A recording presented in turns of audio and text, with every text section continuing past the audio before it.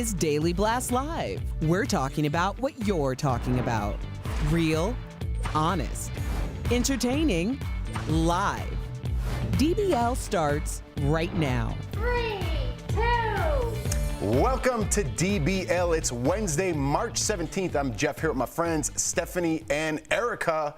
Well, before we get started, we have to acknowledge Happy St. Patty's Day, everybody, right? Yes. Are you guys excited about St. Patty's Day? I wasn't excited as I was 20 years ago, but I'm still excited.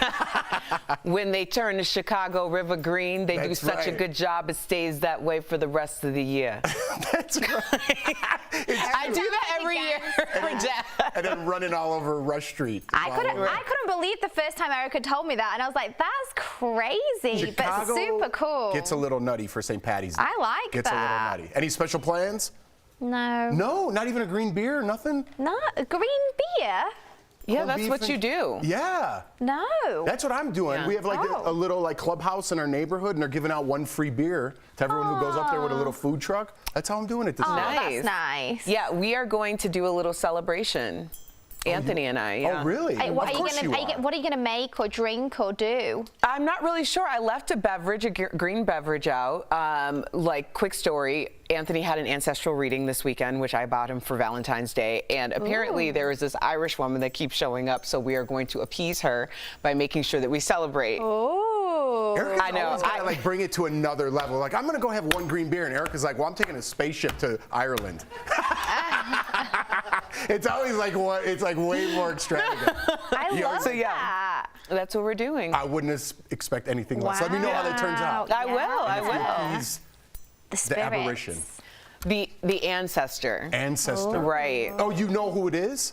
No, we are learning. We're trying to figure out who she is. Yes, it's a very interesting story. I'll tell you about I mean, it I'm later. more interested than what we got talking about today. This But sounds spooky. We do have some interesting stories, so let's dive right in, guys. Sharon Osbourne is speaking out about allegations that she called her former co-hosts racial and homophobic slurs. Sharon has been in hot water since she defended Piers Morgan for speaking out against Meghan Markle. On The Talk, the show is now on an extended break until next week because of everything that's going on. Meantime, former co-host Holly Robinson Pete accused Sharon of calling her, quote, too ghetto for a daytime talk show right before she was let go, and new allegations from a freelance journalist claim Sharon used a homophobic slur against Sarah Gilbert and called Julie Chen, this is a quote, wonton and slanty eyes. Speaking to the Daily Mail, Sharon denied ever calling Julie those racial slurs and said the other allegations are just people who want to add fuel to the fire. These are a lot of allegations here, and I wonder, this is what I want to say to this, I wonder if any of them would have come out. If these are true, they should have come out, but if they would have, if she hadn't spoken up for Piers Morgan. That's my first question. Well, I think it's the way that she spoke up for Piers Morgan. She was very dismissive and disrespectful to Cheryl Underwood in a way that the new co-host, because Elaine is new on that panel, she was the one who said there is racial insensitivity happening on the set, and also it's a very hostile environment, and that's the reason why the internal investigation happened. And I think that's what happens when you get new people and new energy into any corporation, because when you're there for a long period of time, things become the status quo. You get it's used just to it. how we do things. Right. But then you get a new person in and they're like, this is not okay. And that's exactly what's happened. And it wasn't okay. She was let go, allowed to do what she does, which has been insensitive for quite some time, but it's been under the Sharon Osbourne brand. She basically went too far this time, and now she's being called out, and who knows if she'll ever return. Yeah. Wow. I also read some comments from, I can't say the lady's name, Leah Remini.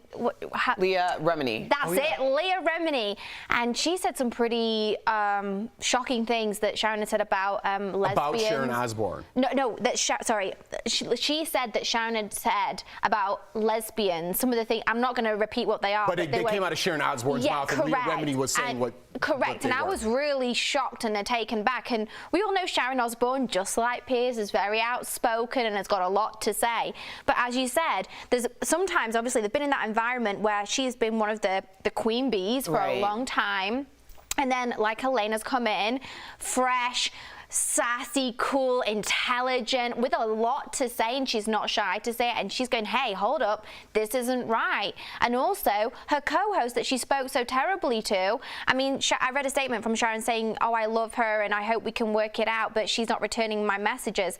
If one of us said something to the other one, and we upset one or the other, in order for one of you guys to not answer my calls and not text me back and not even have a conversation, you know a line has been crossed, because we get into heated conversations too. We often see opposite sides and we'll argue and debate them out, but we still love and care for each other, and we'll call each other out when we say, hey, that was wrong, or that hurt my feelings, or you're disrespecting someone, whether it's for race, sexuality, or anything else, we will say it. So I think if it's got to this point where they're not answering the phone, that's really worrying to me. And it's tough if it is that bad. These are all allegations, most of them, but that it doesn't come out on camera in some way, right? Because I felt like if we did something that derogatory as to what she'd said to Julie Chen, that would be hard to mask even on air, right? Yeah. Well, yeah, I think it is very hard to mask. And I think what happens is a lot of times, too, is like now Cheryl Underwood is really getting some heat from people who felt like she wasn't handling it properly. And I always ask people, like, in your day-to-day life, when you have a situation come at you and you aren't expecting it, you always go back home and you think, man, I should have said this. I should have done that. Well, now put lights, camera, action, and a live audience. audience. Right. And of course, you know, you're not always going to say exactly what you want to say in the moment. But I think she handled it with a lot of grace and dignity, and certainly more respect than was being afforded to her by Sharon Osbourne. Absolutely. I've been on that show a couple of times. Everyone was very lovely, very polite, even behind the scenes, but you never know what's going on behind the scenes, I guess. All right, guys. Elliot Page has made history. The Juno actor has become the first transgender man to appear on the cover of Time magazine. Elliot said after he came out last year, he expected a lot of support and love and a massive amount of hatred and transphobia, and that is essentially what happened. Elliot also said that he has felt like a boy from a young age and said that having top surgery has completely transformed his life. He also mentioned transgender actress Laverne Cox as one of his inspirations for coming out. There you go. I like this story. Yeah. And I like Juno. I love that movie. Yeah. I think this is a really great example of if you can see it, you can be it. And I think a lot of times when we see representation of ourselves or as ourselves as we want to be, we either gravitate towards it and it emboldens us to live our most authentic life, or we take our self-hate and self-loathing and project it onto that person. So I think in this instance, obviously, Elliot felt a lot of emboldened nature and spirit by Laverne Cox, who is doing amazing work. I mean, watch her documentary Disclosure. It tells you so much about trans issues in our society. I think it's amazing, and I'm glad that he's on the cover of Time, and I think he's had a really rough time. I mean, going through all of this, coming out and saying about his new lifestyle, like the true person he is, like he said then, fully who he is, right? How beautiful. And on top of that, going through potentially divorce with his partner only in the last year. I mean, there's a lot going on for him in his life, and I just wish him all the best, and I hope that he realizes as he's got inspiration, he's going to be inspiring so many more people, and I know that journey has not been easy.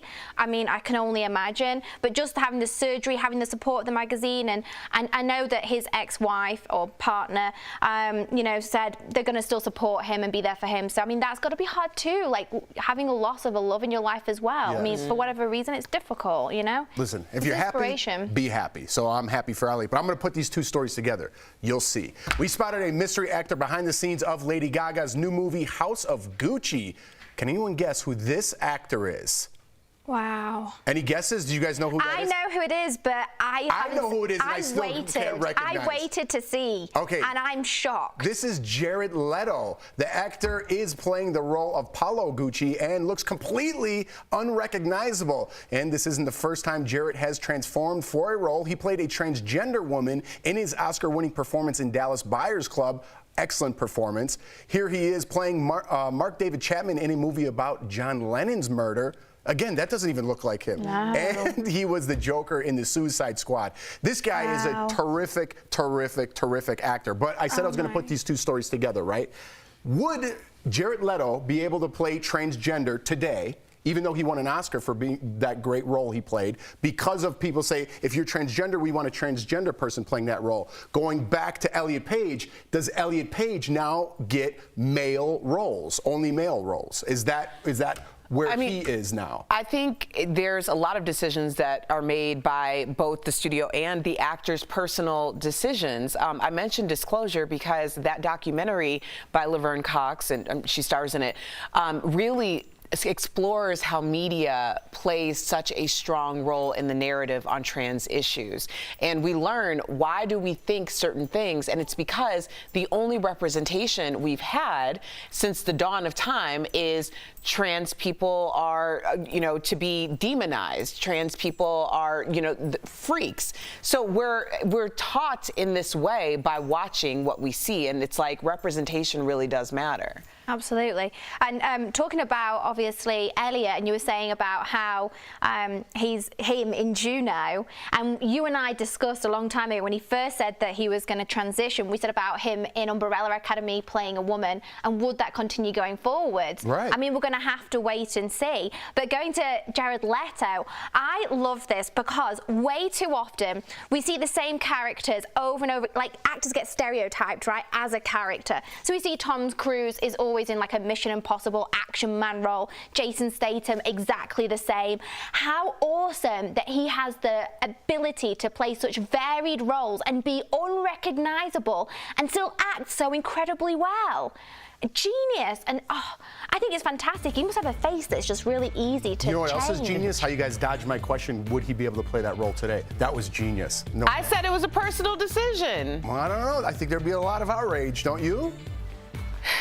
Okay, where are those green beers? Coming up on DBL, Brains and Beauty former Miss America, Nina Duvalluri. She's telling Erica how she turned her historic win into meaningful activism. And is living legend Tina Turner finally retiring after decades in the spotlight? Stephanie tells us what up next and what up Wednesday.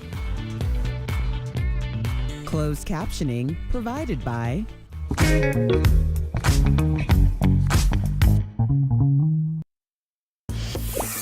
Some employees have already started pushing back after their companies demanded they get vaccinated. First responders in New Mexico have filed a lawsuit after the county mandated vaccines. But requiring workers to get vaccinated is not new, and many legal experts say it's already established that employers are within their rights to require workers to get an FDA-approved vaccination. But that FDA approval is what's causing the problem with the coronavirus vaccines. None of them have full FDA approval. Right now, they only have emergency use approval. The Equal Employment Opportunity Commission has released guidance saying employees can require vaccination despite that distinction. But it does say they must accommodate medical conditions and religious beliefs. Legal experts say the guidance from EEOC won't stop the lawsuit. They anticipate this issue will be debated and litigated for years. Meanwhile, health experts recommend employers explain to workers the importance of getting the vaccine before laying down any mandates.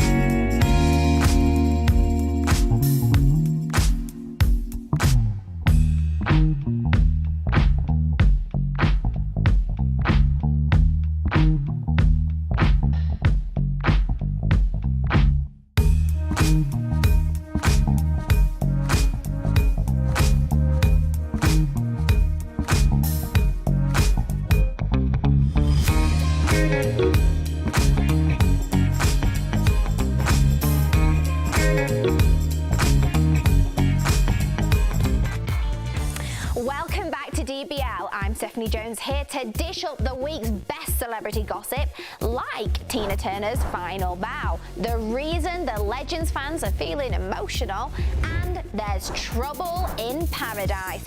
We've got the latest on the J-Lo and A-Rod drama saga. It's What Up Wednesday. But first, we're heading over to Los Angeles to visit Jennifer Garner. Now, we've seen Jennifer rock a red carpet in style plenty of times, but the 13 going on 30 actress has never worn real earrings until now. Here's what's up. She's never had her ears pierced until now. So she broke the news on Ellen's show and explained the relatable reason why it took so long. I think I really was afraid that my dad would still not like it. And, you know, he was kind of like, well, Jennifer, I love anything you do. And I said, okay. Okay, so there's two morals of the story here. The first, you're never too old to chase your dreams. And the second, you're also never too old to be afraid of your parents. Hi, Mum and Dad. Next, we're going to Switzerland. That's where the rock and roll legend Tina Turner spends her days now. Even though the singer is across the globe, she's taking fans backstage in her new documentary. Now, it's set to air on HBO Max and chronicles 6 decades of Tina's amazing career. from overcoming abuse to becoming a living legend. But here's what's up. Fans are realizing that this is Tina's farewell. I mean, she is 81 years old after all.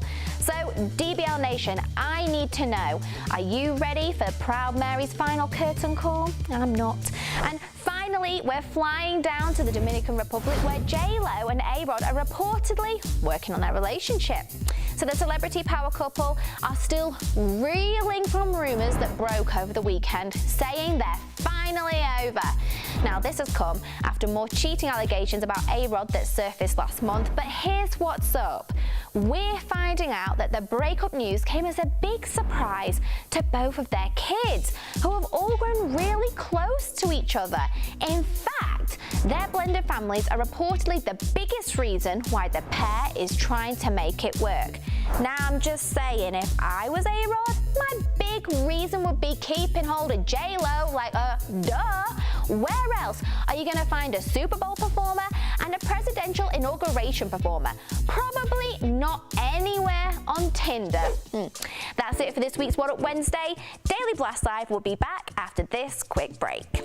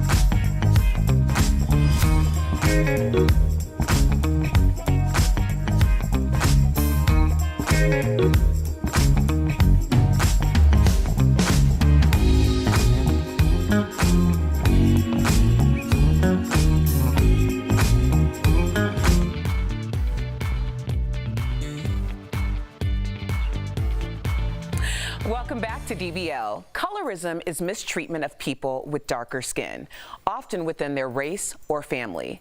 Earlier, I tackled this hot topic with Nina Davuliri, who is also my Instagram sister, because even as Miss America, she's experienced it and is talking about it in our DBL Spotlight.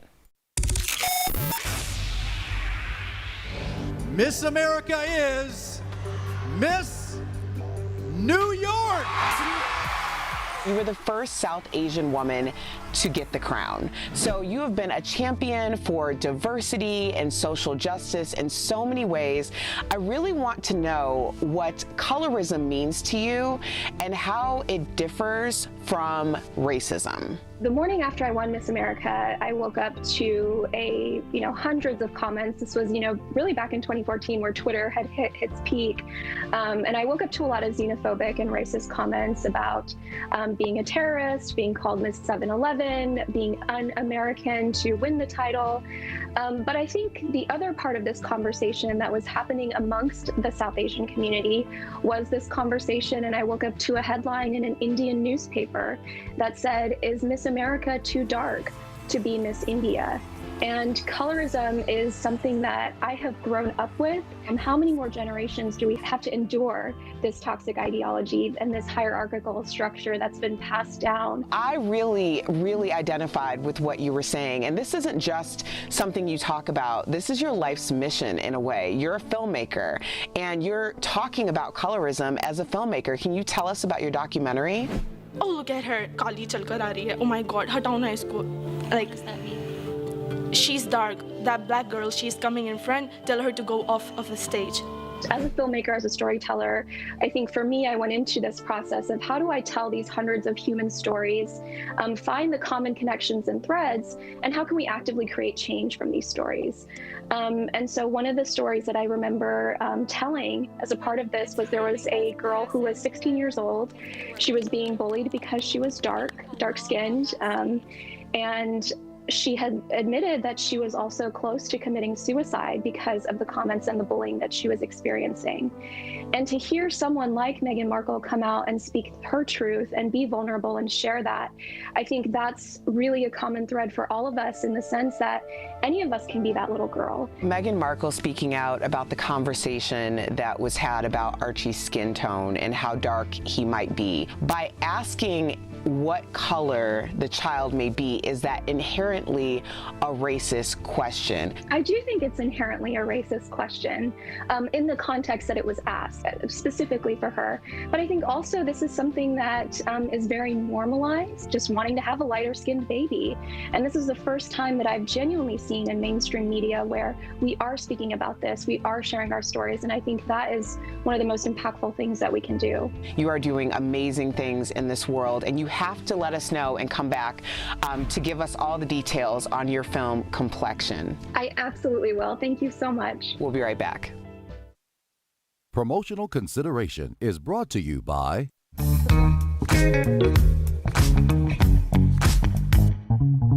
We're talking about the AstraZeneca vaccine for COVID-19 and reports that countries have stopped administering it because of blood clots. Why are we talking about this? Well, dozens of articles and social media posts question whether there's a link between the AstraZeneca vaccine and blood clots in recipients.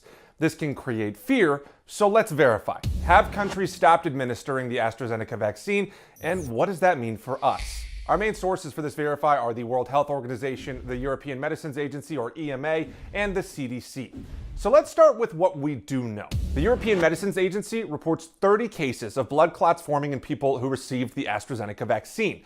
That's led 5 countries, Denmark, France, Germany, Ireland, and Italy, to put a temporary pause on administering the AstraZeneca vaccine. So yes, 5 countries have temporarily stopped giving out this AstraZeneca vaccine. But if you stop there, you're missing a big part of this story. While the EMA acknowledges the 30 cases, they point out that's 30 cases out of nearly 5 million people who received the vaccine. They say, quote, "There is currently no indication that vaccination has caused these conditions.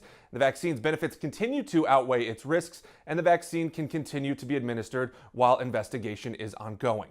So what does this mean for us? Well, right now, not much. The AstraZeneca vaccine is still in phase 3 trials here in the US and hasn't been approved for distribution. Put simply, you can't even get one of these vaccines in the US right now. Bottom line, yes, at least 5 countries have stopped administering the AstraZeneca vaccine. That's verified.